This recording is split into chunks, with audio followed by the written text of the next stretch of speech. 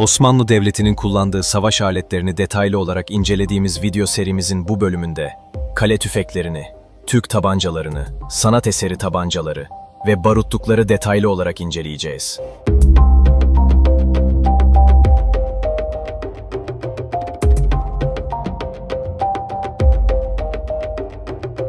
Videoya başlamadan önce, hala kanalımıza abone değilseniz abone olmayı ve bildirimleri açmayı lütfen ihmal etmeyin.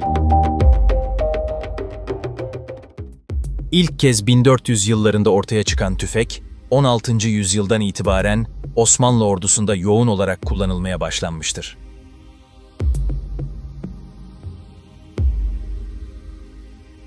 Topkapı Sarayı'nda sergilenen silahların en erken tarihlisi ise 17. yüzyıldan kalmadır.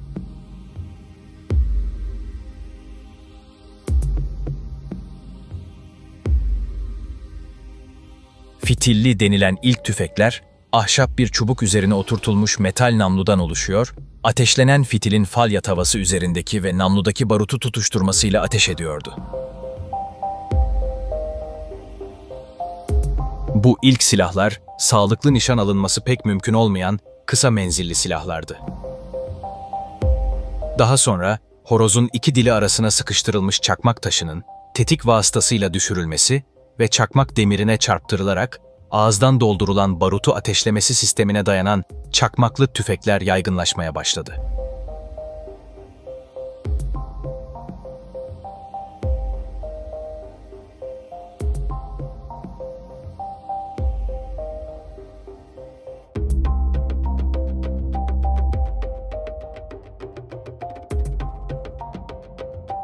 Çakmaklı tüfeklerin siper arkasına veya kale mazgallarına yerleştirilen büyük ve ağır tiplerine kale tüfekleri adı verilirdi.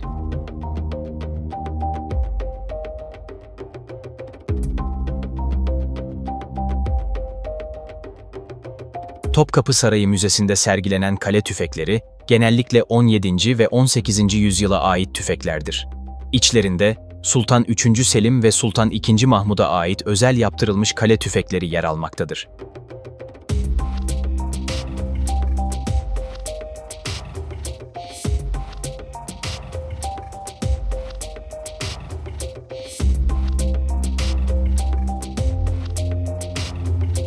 Osmanlı ordusunda kullanılan tüfekler İstanbul, Ankara, Şam, Bağdat, Belgrad, Budin, Kafkasya, Kuzey Afrika ve Kırım'daki imalathanelerde yapılırdı. Burada üretilen veya başka ülkelerden ithal edilen tüm silahların üzerlerine Osmanlı Devleti'ne ait olduğunu belirten bir yazı veya damga yer alırdı. Ayrıca usta adları ve işaretleri de bulunurdu.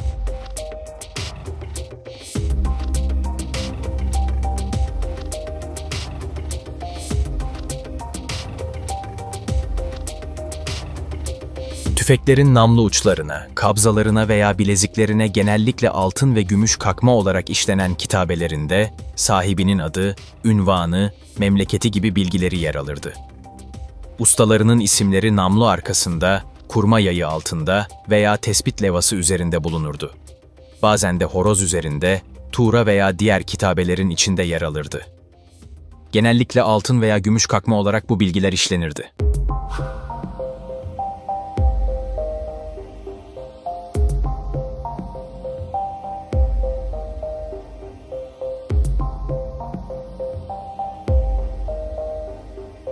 Osmanlı Devleti'nde halkın tüfek veya tabanca imal etmesi, bulundurması veya kullanması yasaktı.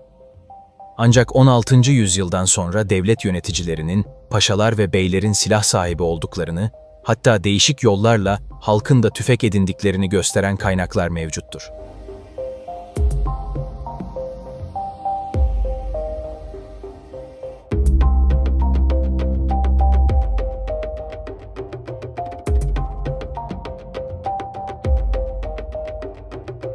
Osmanlı'da kullanılan tabancalar ise teknik özelliklerinin yanı sıra estetik özellikleriyle de oldukça öne çıkan tabancalardır.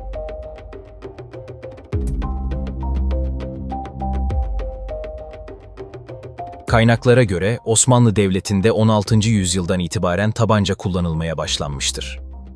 Bu dönemlerde Osmanlı Devleti'nin en büyük dünya devleti olması, aynı zamanda Türk sanat geleneğinden doğan estetik bakış açısı bu tabancaların aynı zamanda birer sanat eseri gibi gözükmelerinin sebeplerinden biridir.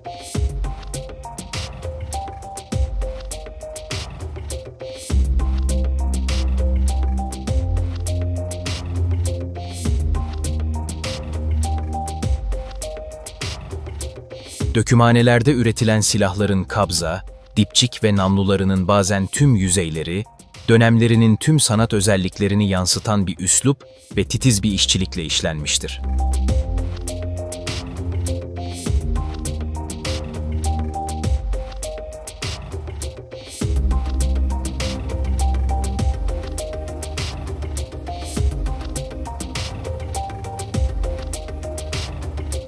Osmanlı'da silah ihtiyacını cebeci ocakları karşılardı. Cebeciler, Kapıkulu ocaklarının piyade kısmından meydana gelirdi.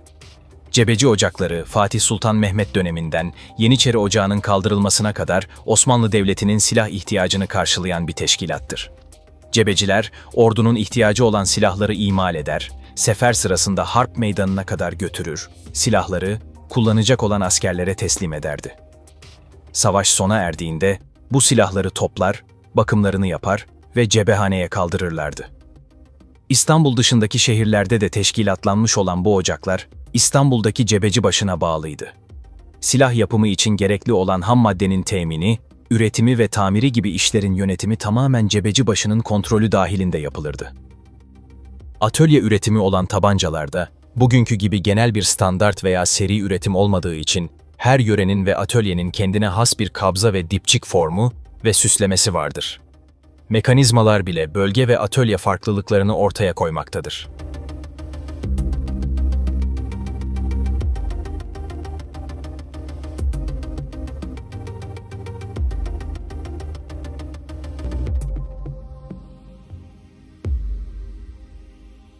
Osmanlı Devleti'nde bir başka silah kaynağı da savaş meydanlarında ganimet olarak ele geçirilen silahlardır. Ganimet olarak alınan silahlar doğrudan devlet hazinesine geçer ve burada muhtemelen cebeciler tarafından tamir ve bakımları yapılarak cephehaneye kaldırırlardı. Bu tür ganimet silahlarından hangi biçimde faydalanılırsa faydalanılsın üzerleri mutlaka tezyin edilir, Osmanlı damgası muhakkak vurulurdu. Osmanlı tabancalarından çeşitli kitabelere de rastlayabiliyoruz. Bunlar kontrol damgaları, usta, sahip isimleri, imal edilenlerin de seri numaraları ve atölye fabrika isimleri yer almaktadır. Damgalar bir bakıma devletin resmi mühürüydü ve başkaları tarafından kullanılmaları yasaktı. Hatta devlet damgalı silahların halkın elinde bulunması dahi yasaklanmıştı. Padişah tuğraları tabanca üzerinde kolayca göze çarpmayan bir yere ve en fazla 2 santim çapında işlenirdi. Tabanca üzerine kalıpla basılan bu tuğraların üzerileri genellikle çıplak bırakılmış, bazen de altın ve gümüşle kaplanmıştır. Padişah tuğralı silahlarda nadiren ikinci bir damga da kullanılmıştır. Tabanca üzerindeki tuğranın en önemli yanı ise tarihlendirmeye yardımcı olmasıdır.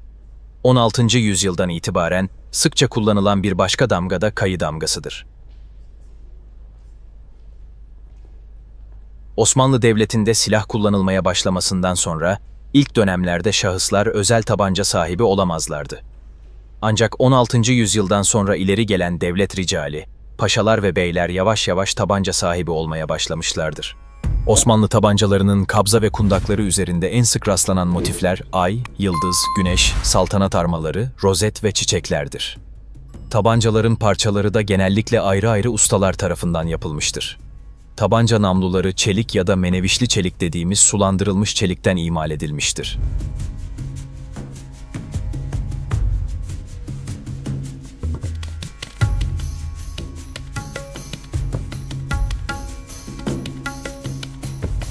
Mekanizmalarsa demir veya çeliktendir.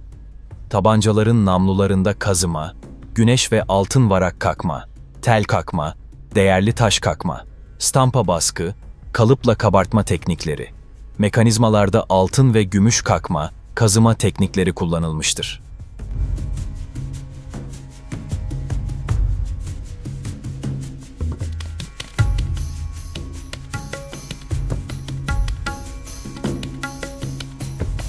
Kabza ve kundaklar genellikle ahşaptan olup bu kısımlarda süsleme tekniği olarak genelde kakma ya da çakma yöntemi kullanılmıştır. Kakma ve çakma yöntemlerinde ya doğrudan silahın ahşap kısmına uygulanmak istenen motifin kontürleri belirlenip oyulmuş ve motif içine kakılmış ya da ahşap kısım üzerine başka bir madde, açık ya da koyu renk kemik, sedef, bağ veya farklı renkte bir ahşap kullanılmıştır.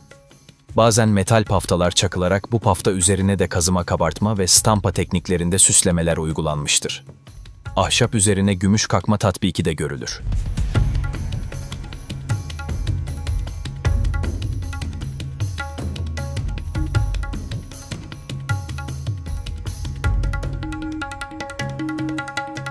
Kullanım sırasında kullananın eline zarar vermemesi ve rahatça kullanılabilmesi için kabzası kumaşla kaplanmış tabancalara da rastlanır.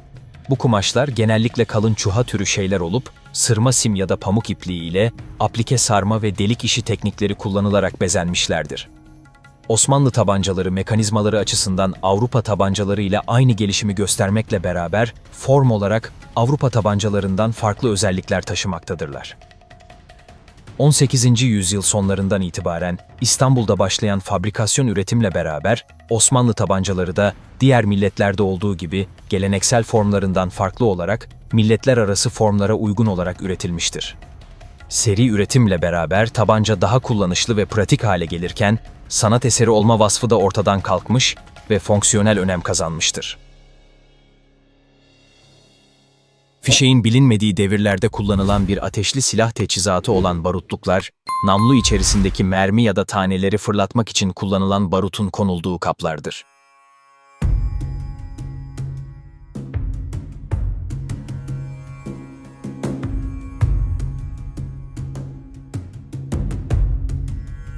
Her biri bir sanat eseri gibi şekillendirilerek bezendirilmiş olan bu objeler, fişeğin bulunuşuyla birlikte kullanılmamaya başlanmış ve müzelerde sergilenmeye başlanmıştır.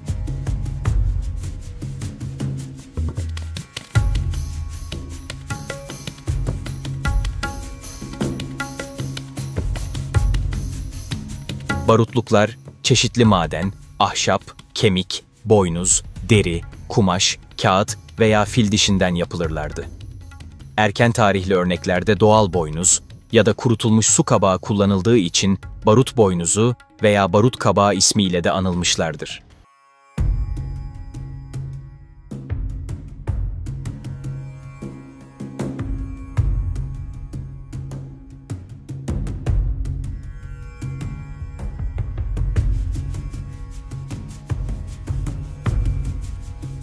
Osmanlılarda yaygın olarak kullanılan barutluk formu, boynuz, su kabağı ve yürek formudur.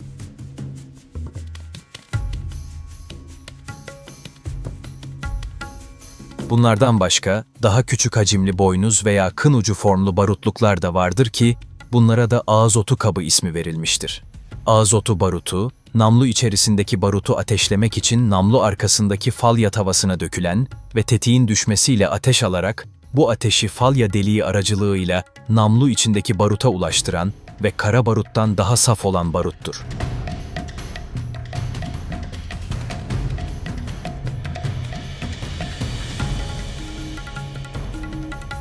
Barutluklar, ateşli silahlarla birlikte ortaya çıkmış ve zaman içerisinde fonksiyonel açıdan biçimlenerek gelişmişlerdir.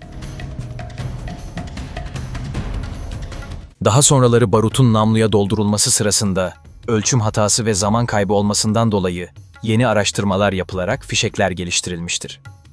Bu fişekler, silah kullanımını daha pratik hale getirmişlerdir. Büyük barutluklar, omuzda çapraz biçimde bir kordona asılı olarak taşınmalarına karşılık, küçük barutluklar bel kemerine ince bir zincir ya da kordon ile takılı olarak taşınırlardı.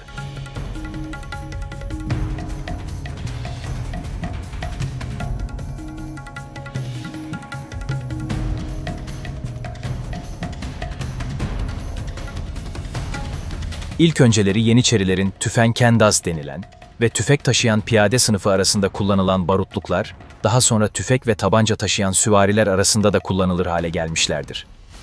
Osmanlı Devleti'nin kullandığı savaş aletlerini anlattığımız video serimizin bu bölümünün de sonuna geldik. Bize destek olmak için videoyu beğenmeyi, yorum yapmayı, kanalımıza abone değilseniz abone olmayı ve yeni içeriklerimizden haberdar olmak için bildirimleri açmayı lütfen ihmal etmeyin. Yeni videolarda görüşmek üzere. Hoşça kalın.